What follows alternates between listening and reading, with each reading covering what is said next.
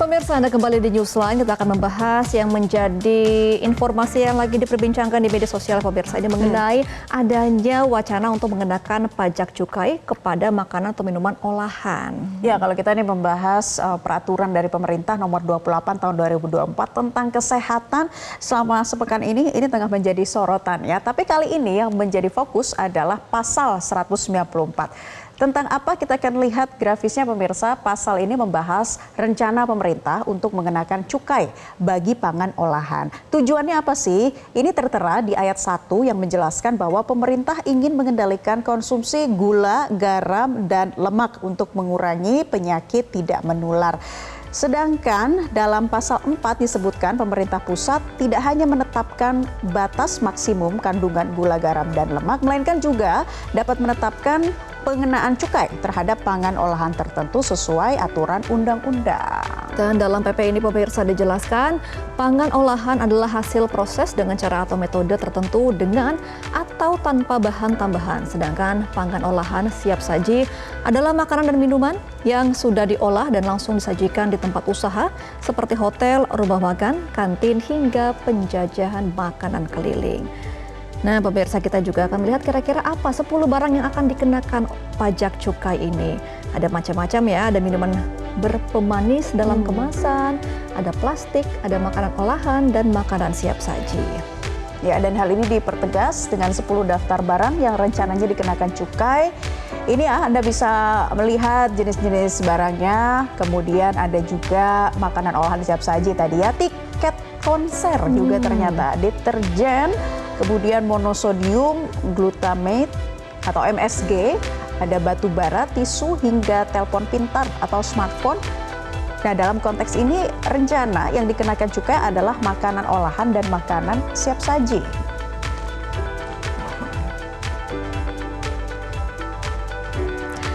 Dan bagaimana penjelasan dari Kementerian Keuangan soal wacana ini? Direktur Komunikasi dan Bimbingan Pengguna Jasa Direktorat Jenderal Bea dan Cukai Kemenkeu, Nirwala Dwi Herianto menjelaskan itu baru usulan dari Kementerian Kesehatan untuk satu barang bisa menjadi BKC atau barang kena cukai.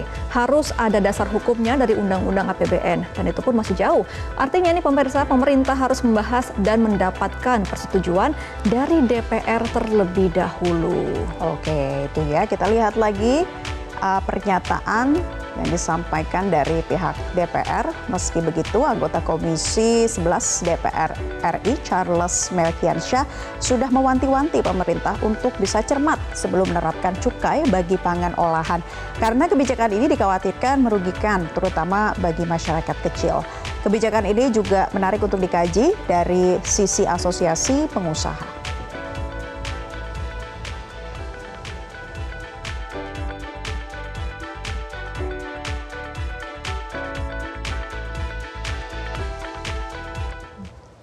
Pemerintah berencana mengenakan cukai bagi pangan olahan meski belum dikaji lebih lanjut antara pemerintah dan DPR. Hal ini menarik perhatian publik termasuk juga pelaku usaha ya. Dan untuk membahasnya lebih lanjut kita akan bergabung dengan Ketua Bidang Kebijakan Publik Asosiasi Pengusaha Indonesia atau APindo, Sutrisno Iwantono. Selamat siang Pak Sutrisno. Ya, selamat siang Mbak Naila, apa kabar Mbak Kemal? Kabar baik Pak Sutrisno, ini kan sudah menjadi perbincangan ya di kalangan pengusaha. Kira-kira dari APindo sendiri bagaimana respons adanya wacana dari PP ini? Ya, pertama begini ya, kita tuh sering dibuat terkejut-kejut dengan berbagai macam aturan-aturan baru gitu ya. Waktu itu kita sempat terkejut-kejut oleh Tapera ya. Kemudian belakangan oleh untuk tembakau, dan kemarin ada rencana cukai 200% untuk barang-barang dari Cina. Nah, ini sekarang tiba-tiba ada lagi cukai bahan olahan yang ready ya, yang sudah siap untuk disaji. Nah, ini saya kira ekonomi kita ini kan belum baik-baik amat ya, masih di dalam proses yang panjang dari keterpurukan lalu gitu. Ini ada lagi sekarang ketentuan mengenai pangan olahan ya, yang tiba-tiba muncul tanpa kami sendiri tidak merasa untuk diajak diskusi ya mengenai hal ini ya. Dan saya kira teman-teman dari asosiasi lain yang berkaitan dengan makanan dan minuman juga punya keluhan yang sama ya mendengar berita yang seperti ini gitu. Ya, Pak Sutrisno, jika misalkan diajak diskusi sebelumnya, sebetulnya apa sih yang dari pihak Apindo ingin sampaikan? Ya pertama kan ini masyarakat itu kan belum paham ya, mestinya kan dididik dulu gitu, diberitahu dulu, jangan tiba-tiba muncul ketentuan yang mengandung gula dalam kadar tertentu nanti dilarang atau dikenakan cukai. Itu jelas punya dampak yang luar biasa bagi bisnis ya. Pertama yang disasar ini kan kemudian begitu luas ya. Nanti kasihan yang kemudian produk-produk UKM ya. Produk UKM itu luas sekali dan melibatkan tenaga kerja sangat banyak gitu. Nanti akan terkena. Pasti mereka ini jerah lah akibat dari isu ini ya.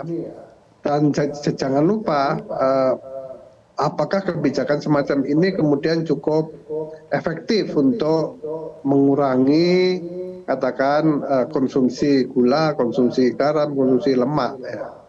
Karena kalau katakan dikenakan cukai, nanti implikasinya kan pasti cukai itu akan dibebankan kepada harga ya.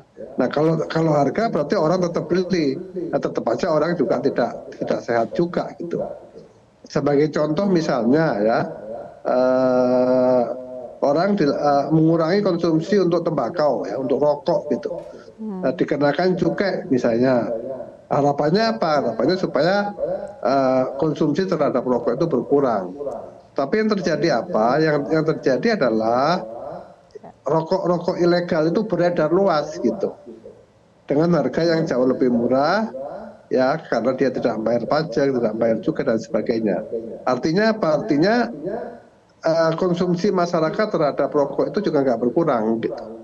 Nah ini juga demikian nanti kalau itu terjadi ya pasti akan ada produk-produk yang tidak selamanya bisa dikontrol oleh pemerintah gitu. Bagaimana caranya mengontrol misalnya industri-industri kecil yang begitu banyak di Indonesia ini, yang jumlahnya jutaan ya. Itu kan akhirnya orang kan berpindah ke sana. Yang kedua juga kalau siap saji dilarang misalnya, bisa saja orang pindah ke makanan atau minuman yang tidak siap saji, tapi yang dimasak yang ada di situ, bukan olahan. Itu kan tidak terkontrol juga gitu. Artinya dari sisi kesehatan ini masih menimbulkan pertanyaan apakah betul belit ini bisa meningkatkan kesehatan masyarakat ya dengan cara mengeluarkan PP yang seperti itu.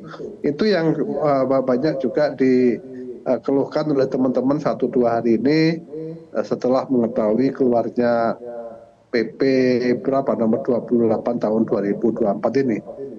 Oke, Pak Sutrisno, kalau nanti misalnya PP ini benar-benar diaplikasikan kepada bahan olahan, akan berpengaruh nggak kepada biaya produksi teman-teman pengusaha dan apakah akan menurunkan daya beli masyarakat nih kalau harganya semakin mahal nantinya?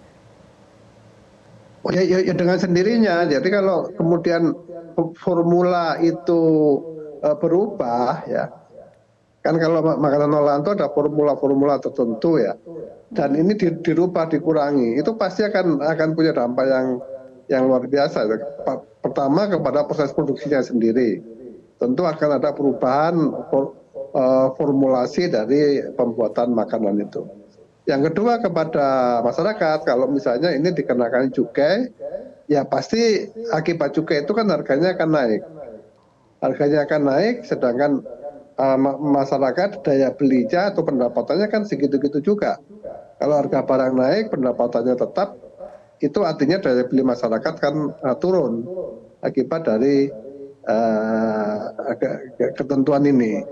Sedangkan kita tahu daya beli masyarakat dalam tahun ini, tahun kemarin juga belum menunjukkan perbaikan yang berarti. Itu tentu dampaknya kepada ekonomi secara keseluruhan cukup signifikan.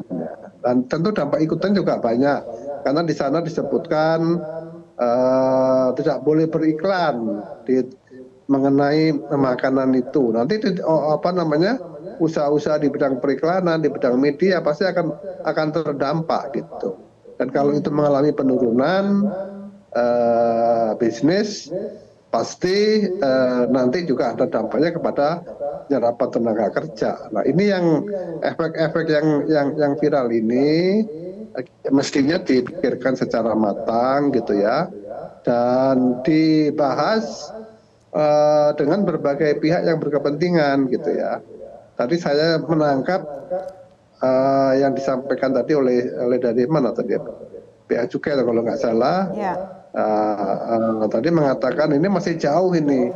Ini saya menangkap kesan mereka pun belum dilibatkan, ya. Ada KL yang belum dilibatkan. Dari DPR tadi juga bersuara seperti itu. Nah, menurut saya keluarnya satu belit tertentu dari pemerintah itu jangan keluar hanya dari satu pintu. Kalau di sini kan kesehatan ya, dari Kementerian Kesehatan ya. Apakah ini sudah dibahas secara komprehensif dengan KL yang lain ya, dan juga dengan mereka yang paling berkepentingan, yaitu pelaku usaha itu sendiri dan juga dari mereka yang mewakili konsumen. Kok rasa-rasanya ini masih belum melalui proses yang seperti itu ya. Baik. Nah, Pak Sutrisno tadi juga sempat menyinggung mengenai contohnya undang-undang kesehatan ini terhadap rokok eceran ya. Sempat kan kita bahas sebelumnya untuk menekan konsumsi rokok eceran itu sendiri justru dikatakan tidak bisa menekan, justru malah berdampak pada pengusaha kelontong. Nah, bagaimana dengan ketentuan ini? Apakah dikatakan dari tujuannya sendiri tidak efektif untuk menurunkan konsumsi GGL di kalangan masyarakat, Pak? Saya rasa punya dimensi begitu ya. Karena apa? Karena kan ini yang dilarang adalah makanan olahan siap saji, ya kan? Nah, orang kan bisa pindah ke makanan lain yang bukan siap saji kan, yang memang masak pada waktu itu juga. Itu kan tidak terkontrol gitu. Rasanya mungkin sama saja, kandungan gulanya sama saja, kandungan lemaknya mungkin sama saja gitu. Tapi orang bisa pindah ke sana karena di sana mungkin lebih murah, karena tidak kena cukai gitu. Nah, kalau seperti itu kan tujuan kesehatannya nggak tercapai gitu. Hanya akan membuat satu kelompok perusahaan tertentu menjadi kesulitan gitu kan, dan juga menyebabkan konsumen harus mengeluarkan pengeluaran tambahan kalau dia harus mengkonsumsi makanan olahan itu. Ini kan ada hal-hal semacam itu yang mestinya dipertimbangkan dengan baik. Oke, nah kedepannya Pak Sutrisno karena belum dilibatkan ya dari pemerintah, kira-kira apa yang akan dilakukan Apindo nih untuk melengkapi juga ataupun memberikan saran kepada pemerintah agar PP ini dimaksimalkan dulu pembahasannya? Ya, Apindo tentu akan mendengarkan suara-suara dari teman-teman para pelaku ya. Kan Apindo itu kan anggotanya luas ya. Di antaranya ini tentu melibatkan industri makanan dan minuman. Makanan dan minuman itu juga ada asosiasinya. Kita akan mendengarkan dari mereka yang secara sepintas mereka pada posisi yang tidak sepakat gitu loh tentang hal ini. Nah, nanti dari situ kita akan melakukan pembicaraan lah dengan pemerintah, dengan pihak-pihak terkait bagaimana ini. Ini kan masih belum jelas ya. Hanya dikatakan makanan olahan, tapi kandungannya seberapa dan sebagainya ini kan nggak jelas juga gitu. Itu yang tentu masih ada ruang bagi kita untuk bisa melakukan koreksi terhadap ketentuan ini gitu. Baik, jadi diperjelas dulu, dipertegas dan memberikan ruang ya Pak ya bagi kalangan pengusaha untuk bisa sama-sama mendiskusikan hal ini. Jangan sampai nanti dampaknya bila wacana ini betul-betul dilaksanakan akan tidak baik begitu bagi kalangan pengusaha ke depan dan juga masyarakat tentunya. Terima kasih Ketua Bidang Kebijakan Publik Kapindo, Bapak Sutrisno Iwantono, sudah bergabung di kesempatan Newsline kali ini. Jelajahi cara baru mendapatkan informasi. Download Metro TV Extend sekarang.